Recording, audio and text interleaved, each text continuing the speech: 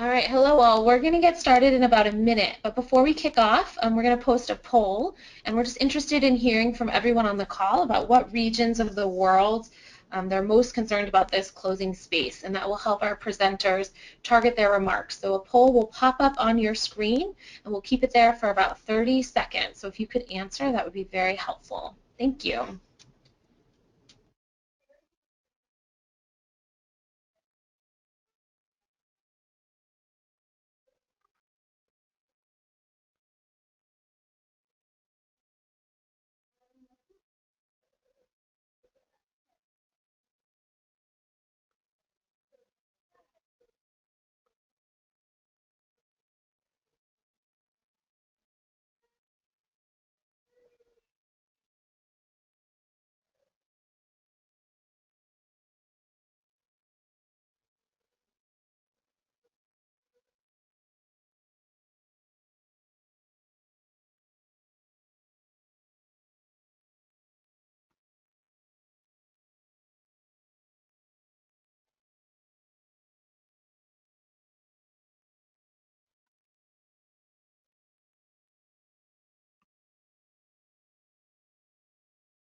All right, thanks. So we're going to publish the results of that poll so everyone can see.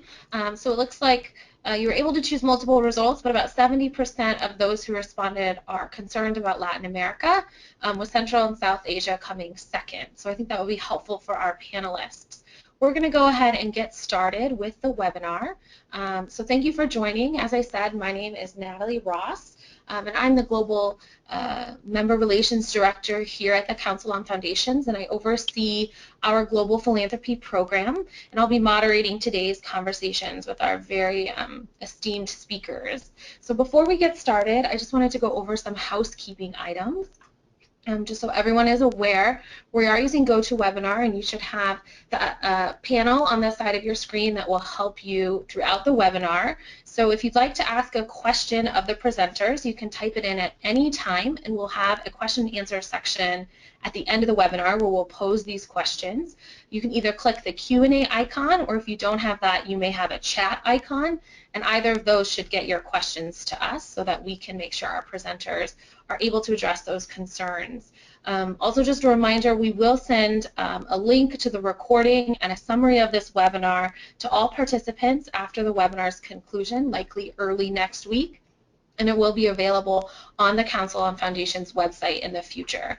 I also want to, at this time, make sure to thank Wings, who's co-sponsoring the webinar with us today. Their Executive Director, Helena, will give some opening remarks, but we're very grateful for our continued partnership with Wings, and these issues we'll be discussing today are of great importance to both of our institutions, so we're excited to co-sponsor this discussion. So just a quick agenda so that you're all aware. I'll give some quick opening remarks, and then Helena from Wings will speak, and then we'll hear from Mandeep at CIVICUS and Carol at the Hudson Institute to talk about their recent reports, and after that we'll go into a Q&A with everyone on the line. So just a quick overview of our speakers. Helena Monteiro is the Executive Director of Wings. Mandeep Tiwani is the Head of Policy and Research at CIVICUS. And Dr. Carol Adelman is the Director at the Center of Global Prosperity at the Hudson Institute. So thank you to all of our speakers for being here. We very much look forward to what you have to say. So before we get started, I just wanted to quickly talk a little bit about the Council on Foundations and what we do in our Global Philanthropy program so that you're all aware, and then I'll hand over to Helena. So in the Council, we do a range of things with our members. We have 1,500 members. A lot of them are American, but we also have approximately 100 international members of the Council. And in our Global Philanthropy program, we work with our members to support cross-border grant making around the world. And we do that in 3 pillars. We work to build effective grant makers through capacity building and increasing resources on how to flow funds across borders. We also do a range of policy and advocacy activities looking at the regulations of grant making both by the U.S. for funds leaving the United States and in countries around the world for funds coming into countries globally. And so this year we've had a series of conversations about certain countries where funders are facing increasing restrictions and challenges with their grant making, including Mexico and China. We have summaries of those conversations available on our website. And finally, we also host a range of conversations around global issues between our members and with other actors in philanthropy globally. So we work closely with all of the speakers on the call today and their work around civil society and philanthropy globally. So with that, I'm going to hand over to Helena Monteiro, the Executive Director of WINGS, so that she can tell us a little bit about her work. Thanks. Thank you very much, Natalie. It's a pleasure being here with you in this collaboration and attending the webinar and introducing this issue to the participants. Let's see if I can move this slide. Just a short introduction about WINGS. WINGS, I went one slide higher, right? Okay. WINGS is a global network of support organizations serving philanthropy, and we have about 80 members in over 30 countries and another 40, group of 40 organizations that are participating in the network and getting ready to join as members as well. And our mandate is to strengthen, promote, and provide leadership on the development of philanthropy worldwide. So there's much more that I could say, but I invite you to visit our website at wingsweb.org and to visit our programs and our activities. Hosting webinars is one of the things that we do, and we are certainly a good platform and place to showcase and display the work of our members on issues related to philanthropy. Moving on, tackling the issue of today's webinar. As we all know, to fulfill its role, philanthropy needs an enabling environment, and there are several elements that compose this enabling environment, but certainly a legal and regulatory framework that empowers rather than shackles philanthropy is essential.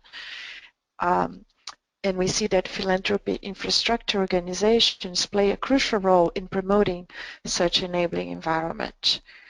Nowadays, what we are seeing currently is a worrisome trend at the global level with profound implications for philanthropy, in a sense that we are seeing countries in all regions of the world, in all continents, adopting new laws and passing new measures that hinder cross-border funding, that create additional obstacles for philanthropy and grant making. We are seeing that funders are facing with additional obstacles to support civil society organizations, and on the other coin, with the side of the coin, we see civil society organizations dealing with increased control and undue restrictions or funding. So this is certainly creating serious concerns for the field of philanthropy. As such, several WINGS members have been working in responding and addressing those issues, and we're seeing a lot of initiatives emerging in that sense. So we have the Hudson Institute presenting today on its findings on the philanthropic freedom, which is a study that the Hudson Institute has been conducting consistently for several years and can monitor, the philanthropic freedom in various parts of the world, and Carol will address in more details. We also had an interesting initiative by the International Human Rights Funders Group in partnership with the European Foundation Center and Ariadne in Europe in putting together a workshop on the disabling environment for civil society that was held earlier this year in Berlin. And we have several of WINGS members that wrote contributions to this year's State of Civil Society report. So there were 5 contributions for WINGS members talking about different aspects of philanthropy and civil society and the current trends. And so out of the 25 or 30 contributions for the State of Civil Society report from CIVICUS, 5 were posted by WINGS members. So this has been addressed by organizations that provide infrastructure support for philanthropy in various ways, and we are looking at more ways of changing and exchanging and sharing knowledge and information to continue working in a way of adopting measures to protect and promote a better enabling environment for philanthropy. So without taking any more time for introductions, Natalie, I would move on and give it back to you. Great. Thanks, Helena. And quickly, just before, while I'm introducing Mandeep, we're going to put a second poll up. We're just curious of everyone who signed in if you're a member of WINGS or COF or both. I think that will be helpful for all of our panelists to see as well, so we have a sense of who's here. So if you could respond to that while I'm introducing Mandeep. So we're excited to have Mandeep Tiwani here from CIVICUS. The CIVICUS Civil Society Report is an important document that really is a snapshot of how civil society globally is being impacted by the increasingly shrinking space for their operations. At the Council and at WINGS, we work with grant makers and talk a lot about the closing space for cross-border grant making. But as grantees of foundations are increasingly impacted by over-restrictive policies at a national level, it can make it very difficult for funders to work with their key partners on the ground. So I'm excited for Mandeep to talk about the global picture for how civil society is really being impacted before we move to Carol and the Hudson Institute to look at the cross-border grant-making scene. So if we'll just publish the results of that poll. So it's great to see that we have a good number of organizations on the line that are members of the Council and WINGS, and also those of you who are not, thank you for joining us. And at the end of the slideshow, there's information on websites for both of our organizations if you'd like to learn more. So with that, I'll hand it over to Mandeep, and we look forward to hearing about the report from CIVICUS.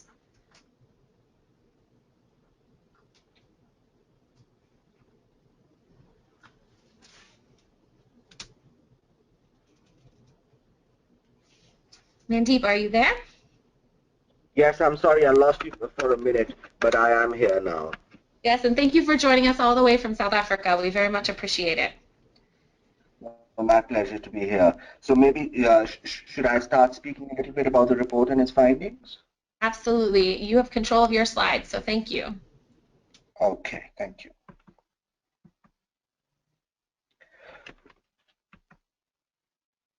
So a little bit about the report first. It's a report that we publish annually, and I just wanted to go back to the last slide, sorry. It's a report we publish annually, and it looks at the health and state of civil society and the conditions within which civil society actors work. In producing the report, we invite guest contributions from experts in the field, and this year we invited 27 experts to speak on the issue of resourcing for civil society, and Helena has an excellent contribution on the infrastructure for civil society. We also look at the global events that that civil society was faced with, and also how civil society responded to some of these events. So maybe I'll begin with a little bit about the big challenges that civil society had to respond to over the course of 2014-2015. So we saw that there were humanitarian crises, there were people's uprisings, and there were also issues related to broken global governance, and civil society responded to it in many different ways, and there was also a sustained response from civil society, particularly in these troubled times. And civil society was a frontline responder with relation to the Ebola crisis in West Africa. In West Africa, a lot of governments and intergovernmental organizations were slow to respond to the crisis, and civil society organizations were able to come in and supplement the efforts of the state and the international community.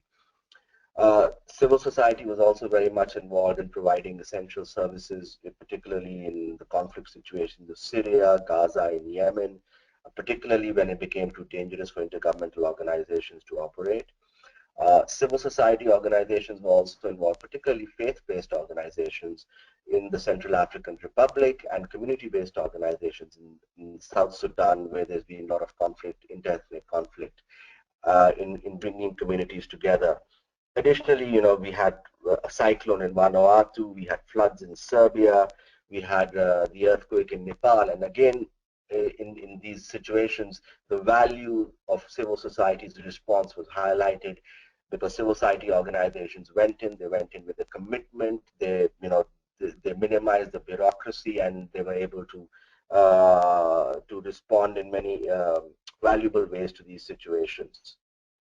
There were also several citizens' mobilizations over the course of last year We saw, politics in Greece and Spain, where the anti-austerity movements were actually started to get political space, and they made some political gains. There were protests in Hong Kong for democracy, to elect a chief executive directly by the people. In Burkina Faso, where the president wanted to stay on beyond his constitutional mandate, there was the revolution, a Lully revolution, which is named after a local bird. And in Mexico, again, the students who went missing, there were protests, and in the U.S., I'm sure most of people on this are aware of how civil society has been responding through the Black Lives Matter movement and others. In Malawi and Sri Lanka, which had a whole long history of troubled politics, in fact, civil society organizations prepared the ground for the elections. They did election monitoring. They also did voter registration, which resulted in relatively free and fair polls. But importantly, in Pakistan, where there was a horrific terror attack in Peshawar, where over 150 children were killed, civil society groups actually came out on the streets and to reclaim the public discourse from fundamentalists. So it was a really busy year for civil society uh, as far as citizens' mobilizations are concerned. But that's not just the full story. In fact, there were big global governance events which are very important, and the Arms Trade Treaty came into force, and this has really been the result of several years of efforts by civil society organizations to prevent arms from going to countries where they'll likely be used for human rights violations. We haven't got the best treaty, but I think what we have is important. There were, of course, mobilizations against the Transatlantic Trade and Investment Partnership Treaty, where civil society in Europe felt that the treaty favors big corporations. It will reduce consumer standards in Europe. And then, of course, the climate change. There was a big march in New York in September where over 400,000 people, and the UN Secretary General, who's not known for being overtly political, was part of the march. And of course, there have been local responses to fracking in many parts of the world. But most importantly, I think it's the Sustainable Development Agenda, which world leaders will be addressing in a few days, where civil society has actually been very deeply involved. It's been a very different process from the Millennium Development Goals. Civil society organizations have thrown all their energies into helping shape the 17 goals and 169 associated targets. So civil society has really been at the forefront of many of the important discussions and themes of our times. But despite all of these, valuable contribution that civil society has made, really, we are facing a real existential crisis in many parts of the world. And as Helena did say, talk about some of the restrictions on funding, but it's not just the restrictions on funding. In fact, it's been restrictions on the freedoms of expression, association, peaceful assembly. We did a report at CIVICUS earlier this year where we recorded substantial threats to civil society in 96 countries. And there were a range of different kinds of threats. But what was more shocking was several of these threats were in democracies. And and of course in authoritarian states, but we found that a lot of authoritarian states are using the pretext where democracies are lowering standards, or they're carrying out increasing surveillance of civil society actors, and that's really a big challenge. And countries like India, where civil society groups are challenging the economic discourse, they're being called anti-national elements. In countries like Canada, where people have been opposing the activities of big corporations and in support of the indigenous people's rights movements, they've been called as obstructive of the national economic discourse. There have been issues in Brazil. Several environmental activists have been murdered. There's a report by Global Witness which said 29 environmental activists were murdered in 2014. And this brings us to where these threats are coming from. I mean, traditionally, the threats to civil society organizations usually came from authoritarian states. You know, when civil society organizations working on civil and political rights challenged dictatorial regimes or authoritarian governments, they felt the harsh edge of the state. But we are seeing a different kind of threat this time, and a lot of this is coming from unscrupulous elements in the corporate sector, particularly you know, in democracies and in other places. But the challenge is that it's linked to the inequality discourse. We are seeing a tight overlap and collusion between political and economic elites. So civil society organizations and activists that challenge the work of extractive industries, big farming, agricultural companies, or mining companies and others are facing big challenges. And then there is also the threat from fundamentalists, and fundamentalists both ideological and religious. Some of it is because the international community has failed to address conflict situations. And in other instances, for example, the LGBTI movement in Africa, particularly in sub-Saharan Africa, is being challenged by evangelist groups, and some of these evangelist groups are actually based in the global north.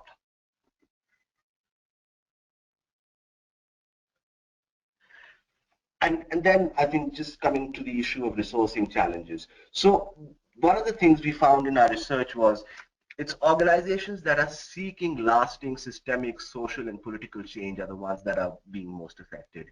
You know, it's not so much the organizations that are doing service delivery or that governments see as providers of their activities, or governments see as supplementing what they're doing, but it's organizations that are highlighting corruption, organizations that are challenging the, the, the assault on rights that are facing big challenges. And of course, there's several international funding restrictions in many parts of the world. But one of the things that we noticed is there's a lot of copycat legislation. For example, in Russia, there's foreign agents legislation, which is now spreading to many post-Soviet countries.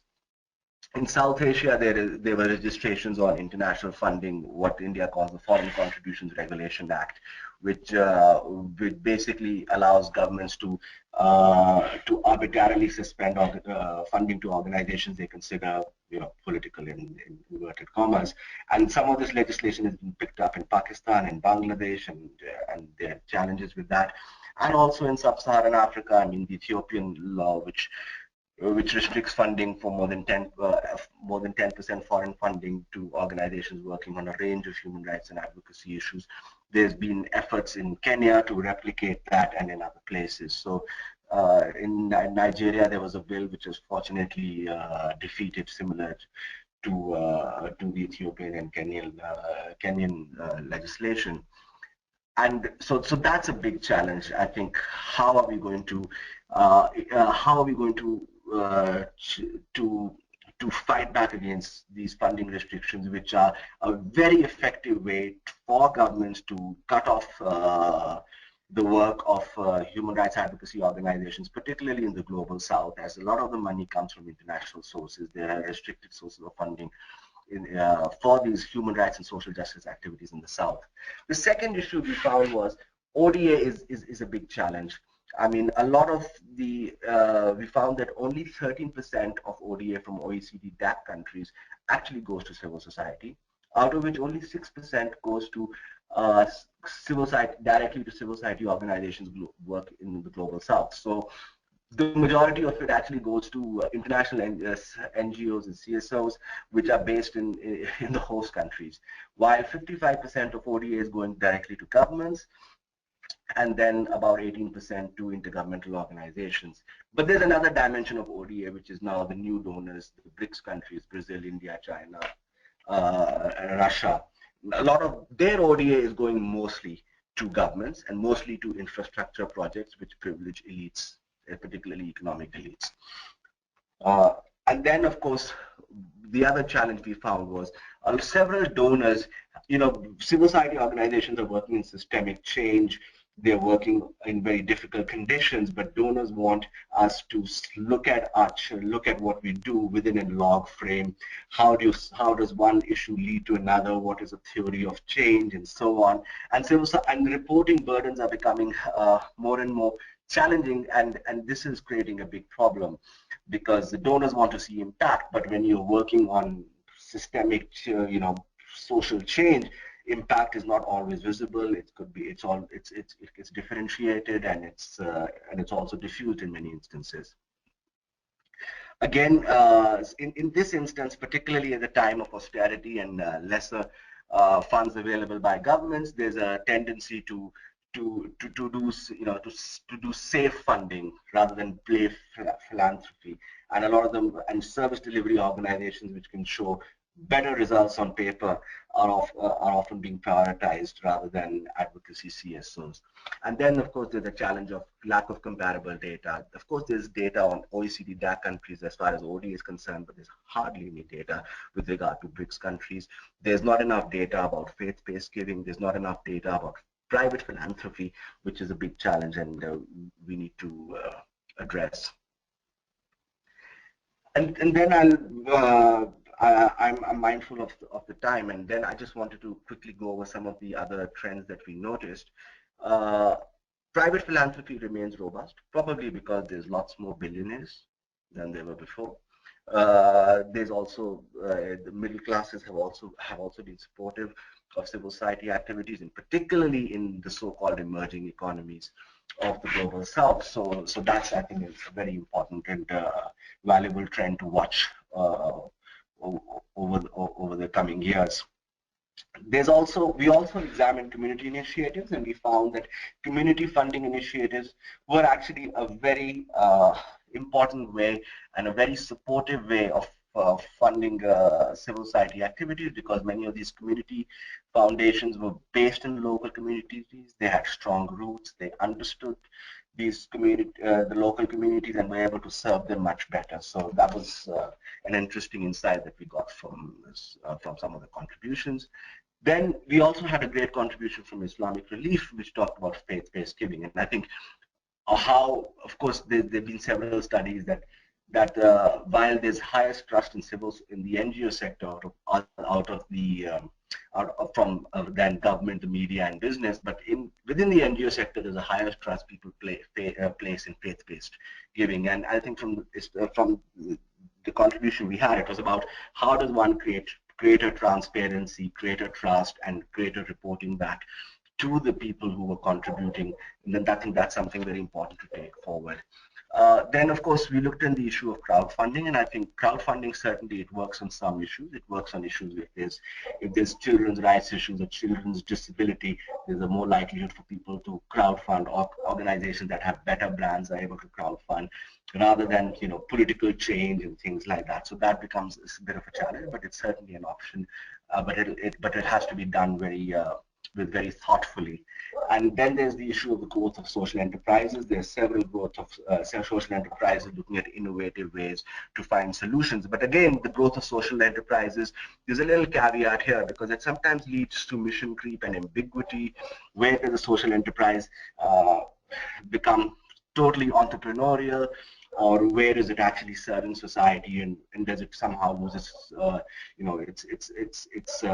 value to social causes? So that's something to look at a little more. Volunteerism, we found, is very important, and I think organizations need to invest, particularly in the global south, at a time when funding is being restricted from international sources. There are people who could, with special skills, whom CSOs could really reach out to and really need to develop volunteer models. But of course, there's several challenges with that too, including how does one engage with international and local volunteers. But more importantly, I think in conclusion, we really need to have a fundamental rethink of how civil society is working.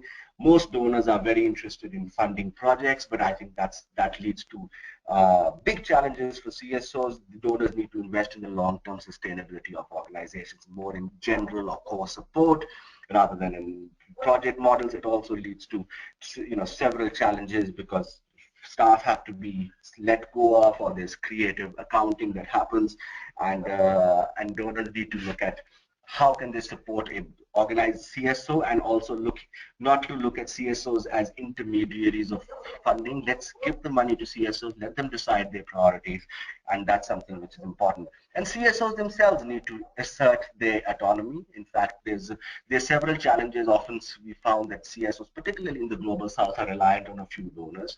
Over time, this relationship becomes very good in a sense, but it also leads to challenges with loss of independence. And I think CSOs really need to look at different kinds of ways of raising resources. And then, of course, there's the politics of resourcing, which is a big challenge, because we found that a lot of the ODA is now going to conflict countries. Myanmar was a big recipient, which actually didn't have so much, didn't have very strong civil societies. A lot of the ODA went to government.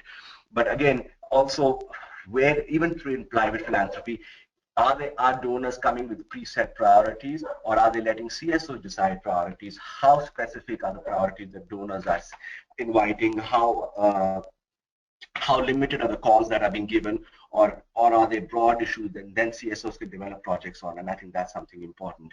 And last, and I think importantly, is accountability. CSOs really need to invest in accountability, because while trust in CSOs is very high, there are also public perceptions of lack of transparency in the CSO sector, and allegations of corruption, which I think should be taken very seriously.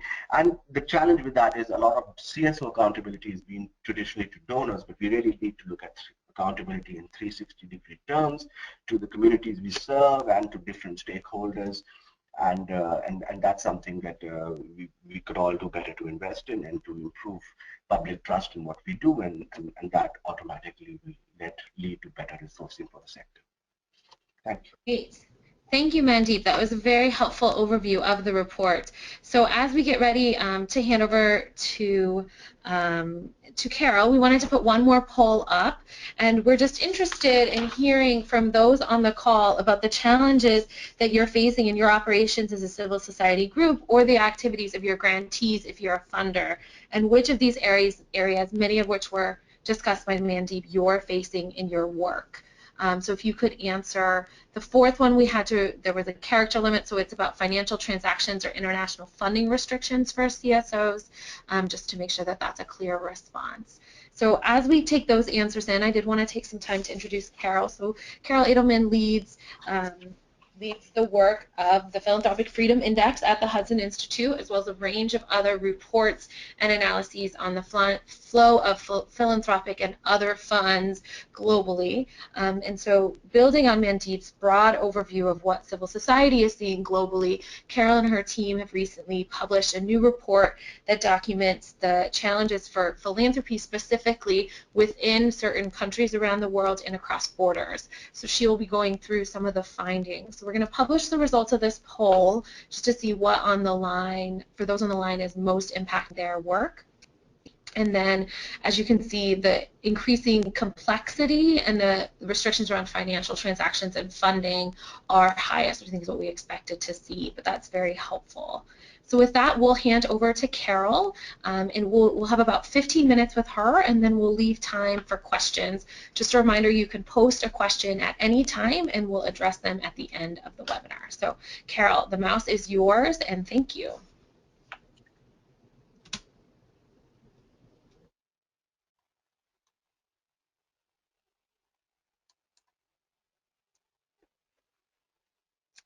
Hi, can you hear me? Yep, we can hear you. Thank you. Good. And there we go. Well, thank you so much, Natalie and Helena, for organizing this wonderful session. And Mandeep, it's a real pleasure and honor to be co-presenting with you and with these two wonderful organizations as well. And I was really interested in your data and your trends on government aid versus philanthropic aid, because this is an area we've been working into for many years. So I'll say a few words on that, in addition to what we're seeing as the increasing restrictions on philanthropic freedom or ease of giving, and how we have measured that. So we hope it can be a wonderful tool for people who are working in the space, who can take really these specific barriers that we've measured in ease of giving and really be able to pinpoint exactly what needs to be changed compared to other countries that scored better. So I would like to, I think, start with let me just move on to the first slide. Good. And I think one of the first questions we looked at as we got into this whole area of measuring philanthropy was, why measure ease of giving? And before I get into that, though, I think that one of the biggest trends and the reason why we measured it was that we were looking very much at, and over the last 8 years, of how philanthropy and remittances were an increasingly important part of the total financial flows going from developed to developing countries. And that's been over the last 30 years. And nobody had really taken a total economic engagement approach by looking at developing countries and how much they were giving. Everybody had really kind of focused on ODA, which increasingly over the last 40 years has decreased. And now ODA, from another index that we produce, is now only, from all developed countries, is only 20% of all the financial flows going from developed to developing countries. 80% of those flows are foreign direct investment, remittances, and philanthropy. And so it behooves us to really look, we need to just get better information on the amounts of this private giving. And in private giving, I'm really including philanthropy and remittances primarily. And they are one of the largest sources of flows to the developing world.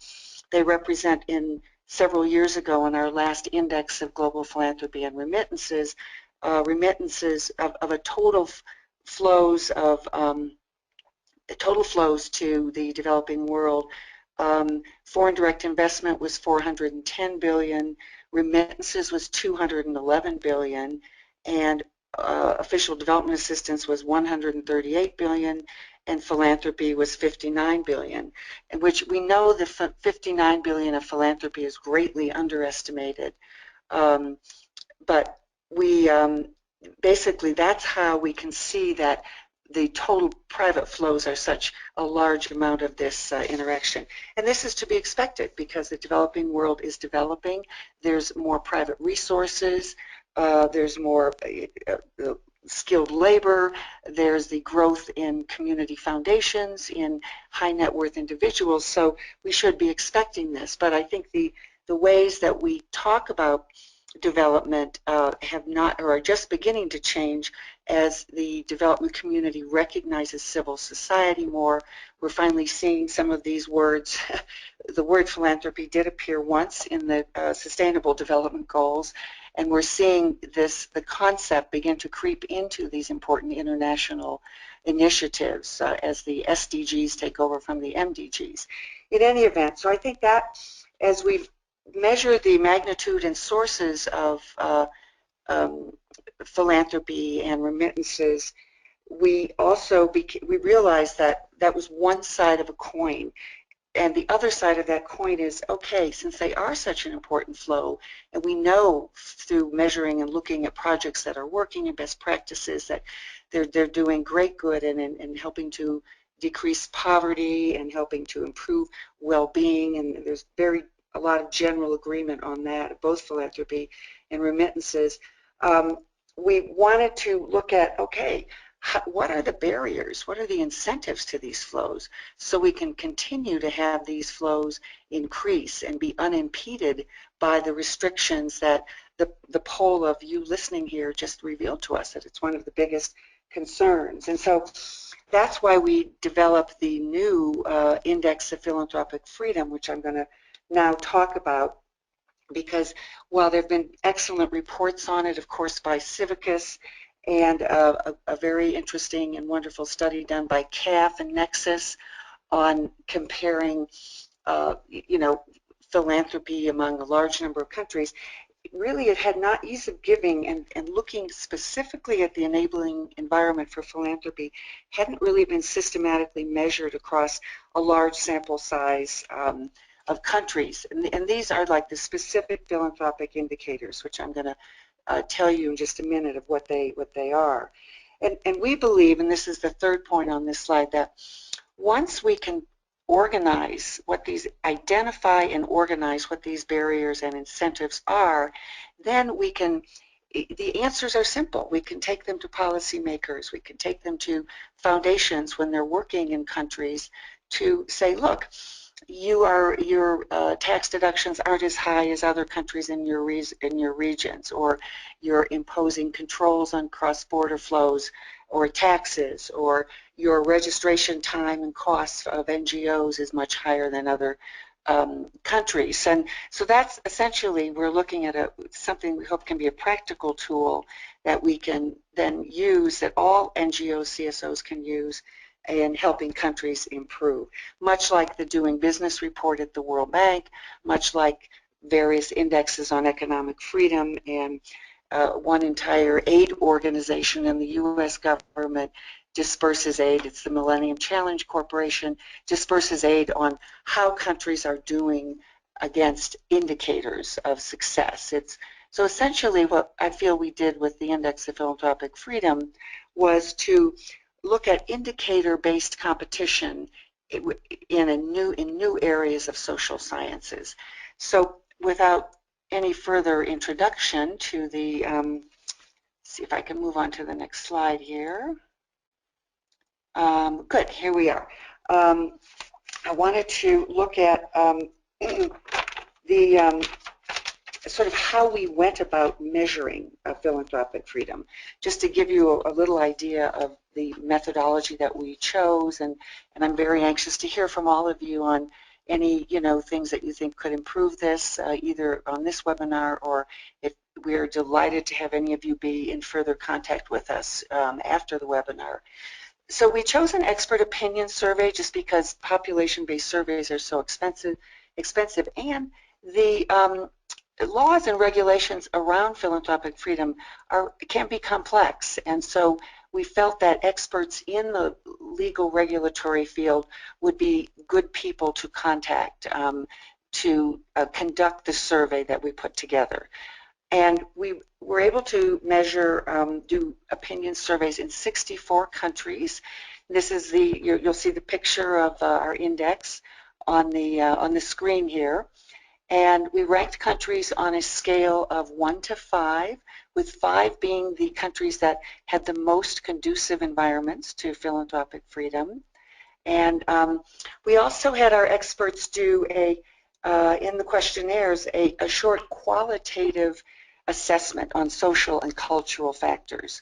While we weren't measuring those directly, we wanted each country expert to give us what they felt were the most important either incentives or barriers in the social and cultural realm in their countries.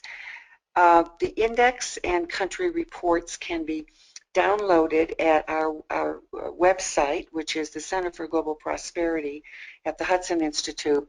And when you go to that link, you'll see you can download the index for free. And we also have an interactive map, which I'll get into a little later for you, with you, because I think that can be very helpful to you on a country-by-country basis. We used secondary reviewers. Well, first of all, we had a really excellent advisory board from Indiana University, from around the world, from experts with the EFC and individual experts around the world, from the National Endowment for Democracy, the Mott Foundation, and other excellent advisory boards. And we did a lot of research on the existing documents out there that had information on the laws and regulations on the enabling environment.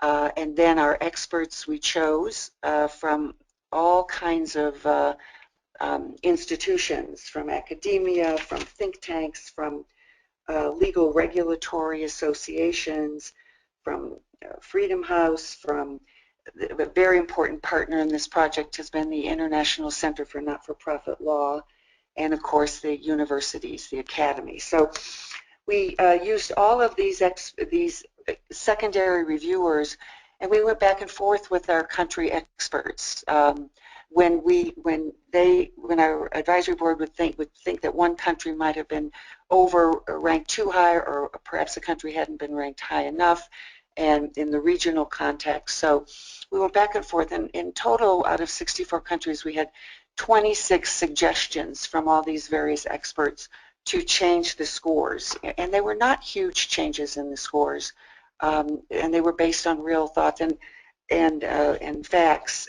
And what was good about it, it was a wonderful process with the country experts in going through what this philanthropic freedom concept means and meant. So we feel very good about that process, and we hopefully in the future we're going to be expanding the number of countries in this opinion survey and by a certain number. And so we would welcome, after you've had a chance to look at the survey, we'd welcome any suggestions for legal regulatory experts in the countries that we have not surveyed as well. I think I will move on now to what we actually measured, and we looked at CSO regulations. We asked our experts to ask 3 questions on this area, and the first question was on how the requirements for registration, operations of NGOs, and the second question was on the second question was on operations. First was on registration. The third was on, could a government involuntarily dissolve a CSO? And the questions, we gave the country experts a whole range of scenarios in order to help them focus in order to get consistency in the measurement of these countries. Second big category was tax regulations. We looked at credits, deductions, exemptions, and again gave them a list of scenarios so they would help them properly rank their country on what those were. Cross-border regulations, we asked questions about currency exchange regulations, capital controls, illicit financial flows, explicit taxes on cross-border regulations. So not only did we get a rank of countries on this, but we also have a lot of very specific information from the country experts on what they think needed to be changed. And these were the actual questions. And I know in interest of time, I'm going to just, presuming you will get this, and if you don't, you can contact us in order to get it, these questions, and you can find them in the report as well. This is our world map of philanthropic freedom. And it is available on our website, and it's a really fun map because the countries in dark green are the ones that are most conducive to an enabling environment for philanthropy, down to the countries in black, which are least conducive, and with varying shades of colors. You can go through, and when you click on a country on our website, we'll give you the overall score and then the score of the country in those 3 different areas, which is a very interesting analysis to go through if you're working in a certain country, because in some areas a country scored pretty well because its cross-border regulations were very good, but the others may have scored medium even though its cross-border was very good, simply because their CSO registration and tax regimes were very unconducive to philanthropy. So this will be very interesting, I think, for you to go through and see what you can learn about different countries. You can also, when you click on a country on our website, not in the report, obviously, you can get a country report of a couple thousand words that each country expert did on the scores, on specific problems, and in some cases with specific recommendations. When we continue this project and add countries in the next 2 years, we are going to be asking the experts to evaluate any impact that this whole index has had on the impact of changing laws and regulations, although we know it's hard to expect big changes just in 2 years. We're also going to ask them to give us like their top 5 suggestions for which of the laws and regulations will be most important to change that could have the greatest impact now. And then we'll be publishing that in a separate document. And again, we welcome your interaction with all of you on this webinar and any, as I said, any suggestions for other experts in countries. Okay, so the biggest things that we found, and you can read all about this in great detail in the report, they were listed, foreign exchange regulations and capital controls were listed as a significant barrier in 16 of 64 countries. Illicit, and these were most, I think, probably listed the most in many in Latin America, particularly Argentina and Venezuela. Illicit financial flows were listed as a significant barrier in 33 of 64 countries surveyed. And I don't know how many of you follow the whole illicit financial flows, but these are flows that might have been, you know, are set up for good reasons to make sure that terrorists are not getting control of monies, and monies are staying in countries to be appropriately taxed by governments.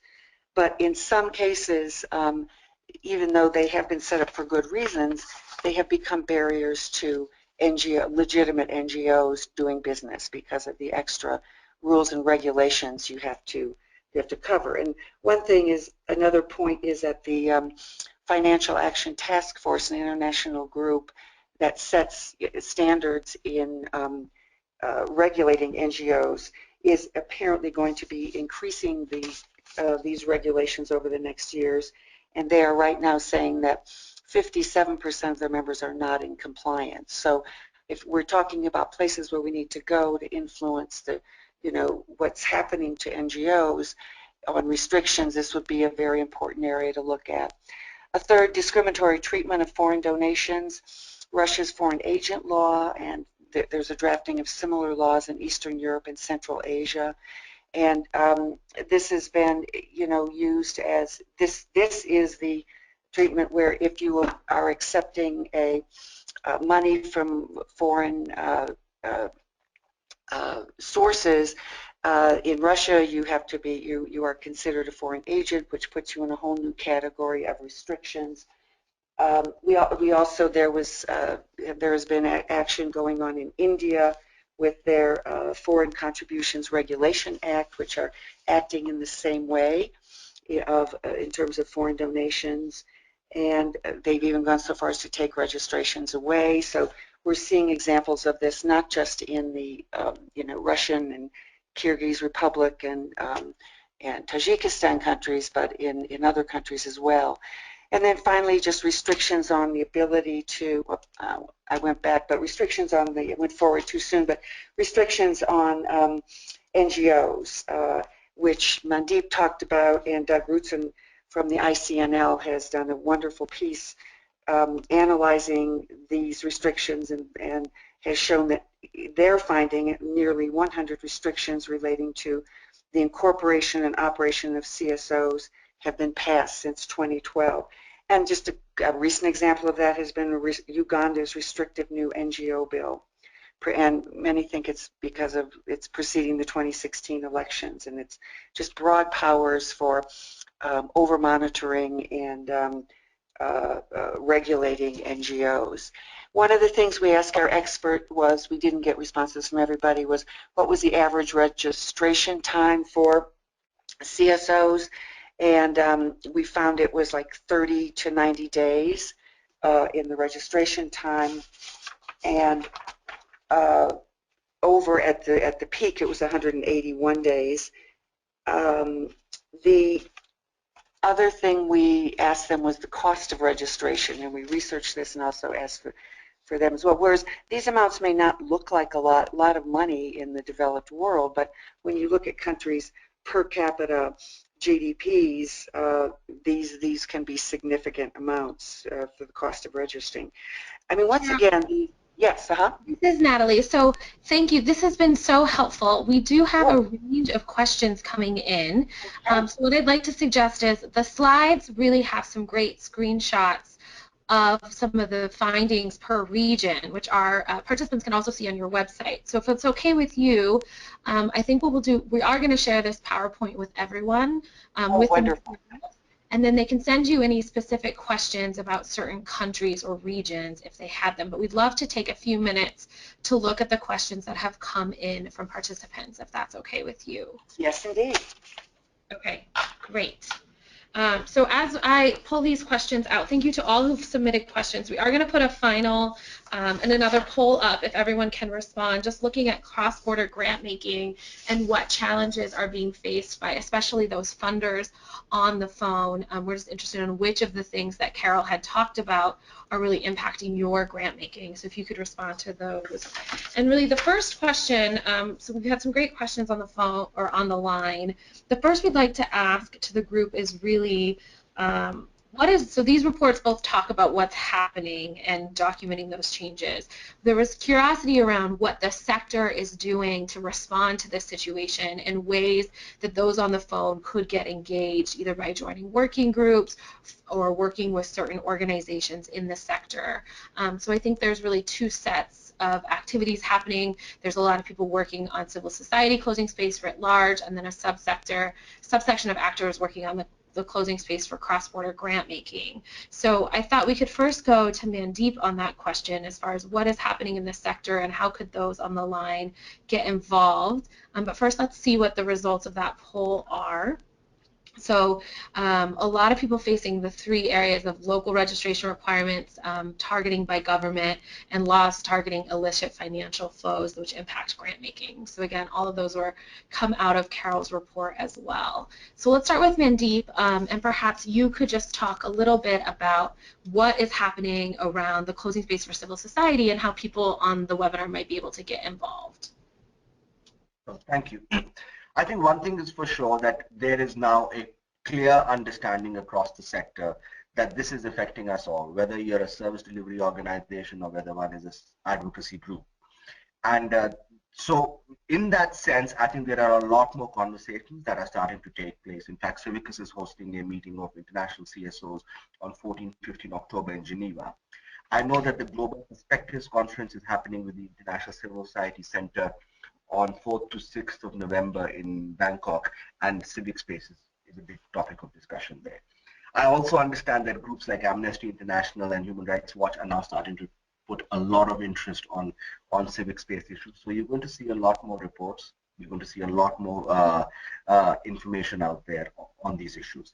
But more importantly, I think what's happening is groups across the global south, lots of civil society groups are having these conversations. In fact, we've been hosting a series of conversations across sub-Saharan Africa and North Africa and in the Middle East too, where people are starting to learn from each other what are they doing. But the challenge is these restrictions are getting worse and worse. The Human Rights Council is a very important space which has emerged where there's been a resolution on creating a safe and enabling environment for civil society. So the Office of the High Commissioner for Human Rights is actually doing a series of consultations, and early next year there'll be a report on what practical measures on how to protect civic space. There's also some work around norm setting, because the thing is, freedoms of expression, association, peaceful assembly, they are under international law, which is quite vague. So the Special Rapporteur on Freedom of Assembly and Association has actually been setting up best practices in their reports around that, which are coming. We are also seeing political leaders take a stance. I know the President of the United States has a program called Stand with Civil Society, and then there is the Lifeline CSO Coalition, which is providing emergency grants for advocacy and emergency relief activities to activists under risk. But I think the most important thing that really needs to happen here is we need to get the public involved. People need to understand the value of an empowered and enabled civil society, and then that groundswell of public opinion against these restrictions needs to happen. And I think it's starting to happen. We are seeing a lot more citizens mobilizations. I would say, in a sense, what happened 2 years ago when there were protests in Turkey and in Brazil and so on, and in Malaysia, people were challenging the dominant political discourse, because restrictions on civil society don't happen in a vacuum. They happen in a condition where political and economic elites are colluding, they are keeping power, and people are challenging even established notions of democracy as we know it, because we more democracy reform rather than substance at the moment across the globe. So I'm positive in the next few years we will see some fundamental shift. Absolutely. And on the closing space for cross-border grant making, this is Natalie from the Council. I wanted to flag a few resources for people to look at. So one great resource is ICNL has the @ICNL Alliance Twitter feed, which constantly submits laws around the world that are impacting civil society and our cross-border grant making. So it's a great source of information to track where laws are coming up and how responses by civil society are developing in countries around the world in real time. The International Center for Not-for-Profit Law, ICNL, also has their online NGO Law Monitor, which tracks in many countries around the world the laws and regulations happening in those countries that impact civil society, including grant making.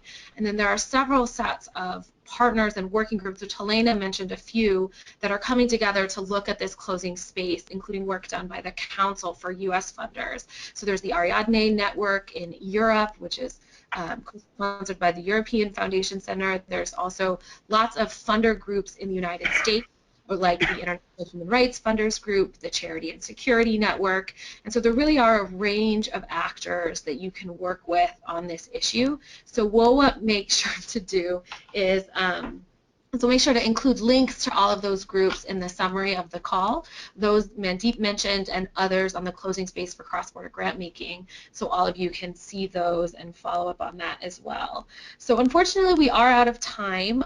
We did have some great questions and comments.